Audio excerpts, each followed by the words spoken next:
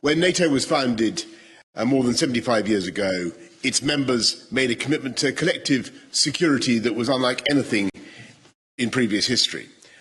And when the Berlin Wall fell, the people of Europe made clear that they wanted their freedom and their security to be inextricably tied together.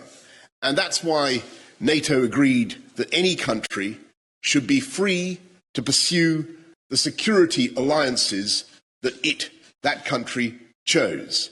And we must resist, we must oppose any return to the days when the fates of nations are decided over their heads by a handful of great powers.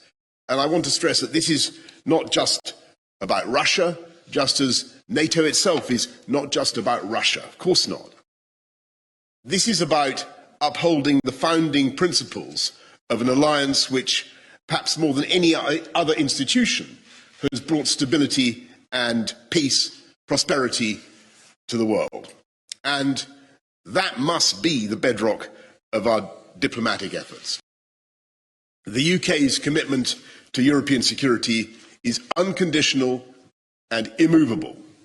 We have the biggest defence budget in Europe and the second largest in NATO. We've contributed more troops than any other ally to NATO's enhanced forward presence. And today I've agreed with the Secretary-General a package of support to strengthen further our collective security, sending troops, planes and ships to defend NATO from north to south.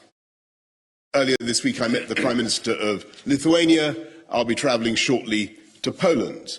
And these are countries where every day the population wakes with an acute awareness of the threat just across their border.